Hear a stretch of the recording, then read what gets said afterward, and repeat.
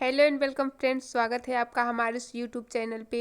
Friends, आज हम लोग सीटेट दिसंबर 2023 के लिए Hindi pedagogy previous year questions जो कि 2022 में पूछे गए हैं ऑनलाइन के मोड पर। ठीक है, उन हिंदी पेडागोजी के महत्वपूर्ण प्रीवियस ईयर क्वेश्चंस को आज हम लोग डिस्कस करने वाले हैं। फ्रेंड्स, ये जो प्रीवियस ईयर क्वेश्चंस है ना, वो 2022 के हैं। तो चलिए अपने क्वेश्चंस को देख लेते हैं। बोली और लहजे के बारे में कौन सा कथन सही है? बोली वास्तविक भाषा से संबंध रखती है, जबकि लहजा भाषा कैसे बोली जा रही है उस तरीके से संबंध रखती है। लहजा वास्तविक भाषा से संबंधित है, जबकि बोली भाषा बोलने के तरीके से संबंधित है। लहजा एक ही भाषा के विविध रूप हैं जिनकी व्याकरण भिन्न भिन्न होती है। बोली किसी व्यक्ति विशेष के उच्चारण का तरीका है। तो यहाँ पर लिखा है कि बोली और लहजे के बारे में कौन सा कथन सही है। तो यहाँ पर जो है बोली वास्तविक भाषा से संबंध रखती है, जबकि लहजा भाषा कैसे बोली जा रही है उस तरीके से संबंधित है। तो यहाँ पर हमारा जो फर्स्ट ऑप्शन है वह करेक्ट हो जाएगा। बोली जो होती है वह वास्तविक भाषा से संबंध रखती है, लेकिन जो लहजा है वह किस तरह से भाषा बोलने की तरीका, ठीक है ना, भाषा बोलने की तरीके को लहजा कहा जाता है। तो यहाँ पर हमारा first option is the correct हो जाएगा। यहाँ पर हमारा फर्स्ट ऑप्शन करेक्ट हो जाएगा। चलिए फ्रेंड्स, नेक्स्ट क्वेश्चन को देख लेते हैं। ठीक है, निपुण भारत। फ्रेंड्स, निपुण भारत से संबंधित एक दो क्वेश्चन पूछे ही जाते हैं सीटेट में। तो यहाँ पर निपुण मिशन को भी हम लोग यहाँ पे तैयार करके एग्जाम में बैठना अनिवार्य होगा। ठीक है, तो चलिए, निपुण भारत मिशन का उद्देश्य एक ऐसे लक्ष्य के रूप में सुनिश्चित किया गया है जिसे वर्ष 2026-27 तक पूरा करना है। कक्षा में 1 से साक्षरता के लक्ष्य इस तरह रखे गए हैं कि बच्चे कम से कम 2 से 3 वर्णों वाले सरल शब्द पढ़ पाएं। आयु उपयुक्त अपरिचित पाठ्य सामग्री में आए कम से कम 4 से 5 सरल शब्दों वाले छोटे वाक्य पढ़ पाएं। प्रति मिनट 45 से 60 शब्द अर्थ सहित पढ़ पाएं। प्रति मिनट कम से कम 60 शब्द अर्थ सहित पढ़ पाएं। तो यहाँ पर इसका जो राइट आंसर होगा वह, तो यहाँ पर जो है निपुण भारत मिशन का एक मिशन है, निपुण एक मिशन है। ठीक है, जिसका उद्देश्य है कि 2026 से 27 तक पूरा करना है। इसका प्रमुख उद्देश्य ये है कि कम से कम 2 से 3 वर्णों वाले सरल शब्द पढ़ पाएँ। गलत हो जाएगा, 2 से 3 शब्द पढ़ने से यहाँ निपुण भारत का उद्देश्य नहीं है। आयु उपयुक्त अपरिचित पाठ्य सामग्री में आए कम से कम 4 से 5 सरल शब्दों वाले छोटे वाक्य पढ़ पाएं।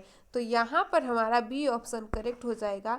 बच्चा अपने आयु के अनुसार वह 4 से 5 सरल शब्दों वाले छोटे वाक्य पढ़ पाए, जैसे कि छोटे छोटे वर्ड, वह जाता है, रीमा खाना खाती है, इस तरह से 4 से 5 छोटे छोटे वाक्य को वह पढ़ पाए। तो यहाँ पर बी ऑप्शन करेक्ट हो जाएगा। निपुण भारत मिशन का प्रमुख उद्देश्य यही है। चलिए नेक्स्ट है, कक्षा 3 की अध्यापिका को अपने विद्यार्थियों के श्रवण कौशल का आकलन करना है। इसके लिए किस गतिविधि का संचालन करना चाहिए? यहाँ पे क्वेश्चन पूछा है कि एक कक्षा की 3 की अध्यापिका है को अपने विद्यार्थियों के श्रवण कौशल का आकलन करना है। ठीक है, कि वह सुन पा रहा है, सुनने की उसकी एबिलिटी कैसी है। तो यहाँ पर श्रवण कौशल का आकलन करना चाहती है, तो उसे इसके लिए किस गतिविधि का संचालन करना चाहिए, यानी कि श्रवण कौशल का आकलन करने के लिए शिक्षिका को किस तरह की गतिविधि करने से उसके श्रवण कौशल का आकलन सुगम हो पाएगा, क्वेश्चन ने पूछा है। ठीक है, तो यहाँ पर पढ़ी गई सामग्री से शब्दों का अर्थ बताने के लिए कहना। ठीक है, सुनाई गई कहानी पर चित्र बनाने के लिए कहना।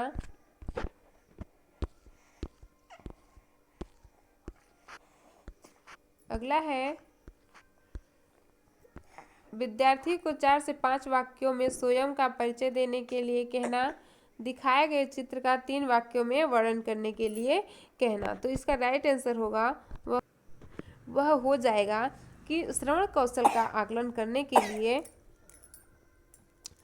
पढ़ी गई सामग्री से शब्दों का अर्थ बताने के लिए कहना, मतलब जो पढ़ी गई सामग्री है, ठीक है, जो बच्चा पढ़ चुका है उन्हें अर्थ बताने के लिए कहना। तो अर्थ बताने के लिए उसे दिमाग से सोचना पड़ेगा, वह श्रवण कौशल का आकलन ये नहीं कर पाएगा कि क्या सुना। तो यहाँ पर फर्स्ट ऑप्शन गलत हो जाएगा, ठीक है। सेकेंड है सुनाई गई कहानी पर चित्र बनाने के लिए कहना। यहाँ पर बी ऑप्शन हमारा करेक्ट हो जाएगा। जो हम कहानी सुनाए हैं, उस बच्चे को जो हम कहानी सुनाए हैं तो उससे संबंधित चित्र बनाइए। जैसे कि राम स्कूल गया, फिर वह स्कूल से आम के पेड़ पर चढ़ा, लंच हुआ। तो इस तरह से उन्हें चित्र बनाने के लिए कहेंगे कोई कहानी सुनाकर। तो यहाँ पर वह चित्र बनाएगा, इससे संबंधित ज्ञात यह आकलन किया जा सकता है कि बच्चा अगर उस कहानी को सुना है तो क्या उसे वह अपने हृदय में गड़ा पा रहा है, वह उसे मतलब समझ पा रहा है, सुना है। तो इससे ही श्रवण कौशल का आकलन अच्छे से किया जा सकता है। तो यहाँ पर हमारा राइट आंसर हो जाएगा बी ऑप्शन। चलिए नेक्स्ट क्वेश्चन है एक बालिका अपनी पसंद की कहानी को पुस्तक पढ़ रही है, इस प्रकार के पठन को क्या कहेंगे। यानी कि एक बालिका अपनी पसंद की कहानी की पुस्तक पढ़ रही है, यानी कि उस बच्ची को जो पुस्तक उसे पसंद है वह उसे पढ़ रही है। तो इस प्रकार के पठन को क्या कहेंगे।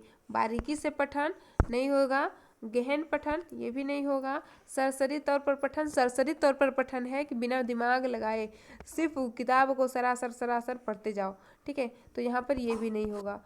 यहाँ पर विस्तृत पठन होगा, क्योंकि वह विद्यार्थी वह बालिका अपनी पसंद अपनी एक्टिविटीज़ के लिए पढ़ रही है, उसे अपनी पसंदीदा के लिए पढ़ रही है, उसको पढ़ने से उसको आनंद आ रहा है, तो वह उसको विस्तृत ढंग से पढ़ेगी। तो यहाँ पर उसका हो जाएगा विस्तृत पठन, यहाँ पे राइट हो जाएगा। चलिए नेक्स्ट है कक्षा 4 की अध्यापिका प्रक्रिया आधारित लेखन उपागम का प्रयोग कर रही है। लेखन पूर्व गतिविधि के दौरान वह किस युक्ति का अनुसरण कर सकती है। कक्षा 4 की अध्यापिका प्रक्रिया आधारित लेखन उपागम का प्रयोग कर रही है। लेखन पूर्व गतिविधि के दौरान वह किस युक्ति का अनुसरण कर सकती है। मानस मंथन, ब्रेनस्टॉर्मिंग, समीक्षा करना, संपादन, पुनरावृत्ति। तो फ्रेंड्स यहाँ पर करेक्ट आंसर होगा, वह हो जाएगा मानस मंथन। प्रक्रिया आधारित लेखन उपागम का प्रयोग कर रही है, यानी कि वह किसी भी चीज़ को देख के प्रक्रिया आधारित उपागम का प्रयोग कर रही है, तो उसके लेखन के पूर्व गतिविधि के दौरान वह किस युक्ति का प्रयोग कर रही है। तो यहाँ पर फर्स्ट ऑप्शन करेक्ट हो जाएगा, मानस मंथन ब्रेनस्टॉर्मिंग उपागम का अनुसरण कर रही है लेख का, ठीक है। चलिए नेक्स्ट ऑप्शन देख लेते हैं। नेक्स्ट क्वेश्चन, कक्षा 3 की अध्यापिका अपने विद्यार्थियों के साथ पठन बोध पर कार्य कर रही है, वह किस युक्ति का प्रयोग कर रही है।